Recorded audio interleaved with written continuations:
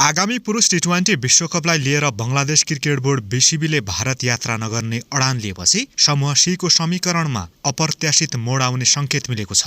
यस घटनाक्रमले नेपालले मैदान नउत्रिकनै दुई महत्वपूर्ण अङ्क हात पार्ने सम्भावना बलियो बनेको छ, जुन विश्वकपको प्रतिस्पर्धात्मक सन्दर्भमा निकै निर्णायक हुन सक्छ। बीसीसीआईले मुस्तफिजुर रहमानलाई आईपीएलबाट आउट गरेपछि बीसीबीले सुरक्षा र अन्य कारण देखाउँदै आफ्ना खेलहरू भारत बाहिर विशेषतः श्रीलङ्कामा सार्न अन्तर्राष्ट्रिय क्रिकेट परिषद आईसीसी समक्ष आग्रह गरेको थियो। तर आईसीसीले उक्त प्रस्ताव स्वीकार नगरेपछि बंगलादेशका सबै खेल तोकिए अनुसार भारतमै हुने सन्देश दिएको क्रिक इन्फोले जनाएको छ। यससँगै बंगलादेश सामु अब दुई विकल्प मात्र बाँकी छन्, भारतमा गएर खेल्ने वा खेल्नै अस्वीकार गर्दै अङ्क गुमाउने जोखिम स्वीकार्ने। यदि बंगलादेश अन्ततः आफ्नो निर्णय पुनर्विचार गर्दै भारतमै खेल्न सहमत भयो भने नेपाल र बंगलादेश बीचको समूह चरणको खेल 17 फेब्रुअरीमा मुम्बई स्थित वानखेडे स्टेडियममा हुनेछ।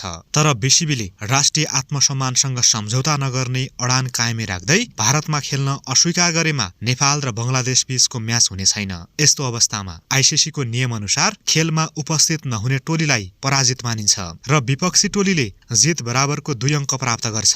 क्रिकेटको आधिकारिक भाषामा यस अवस्थालाई वाक ओभर भनिन्छ र यस्ता उदाहरण विगतका ठूलो खेलकुद प्रतियोगितामा पनि देखिसकेका छन्। मंगलबार सम्पन्न आईसीसी र बीसीबी बीचको भर्चुअल छलफलमा आईसीसीले खेलस्थल परिवर्तनको माग अस्वीकार गरेको जानकारी सार्वजनिक भएको छ। अन्तर्राष्ट्रिय सञ्चार माध्यम ESPN क्रिक इन्फोका अनुसार आईसीसीले बीसीबीलाई भारतमै खेल्नुपर्ने वा अन्यथा अङ्क गुमाउने जोखिम बेहोर्नुपर्ने सन्देश दिएको छ।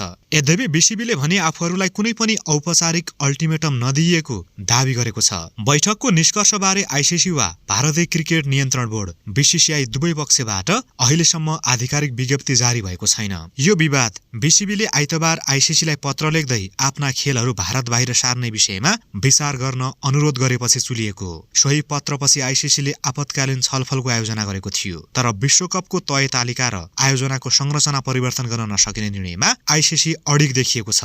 भारत र श्रीलङ्कामा संयुक्त रूपमा आयोजना हुन लागेको 20 टोली सहभागी टी20 विश्वकप 7 फेब्रुअरीदेखि सुरु हुनेछ। आगामी दिनमा पनि खेलकुदसँग सम्बन्धित अपडेटका लागि कृपया स्पोर्ट्स इन नेपाल युट्युब च्यानललाई सब्स्क्राइब गर्न पनि नबिर्सिनुहोला। धन्यवाद।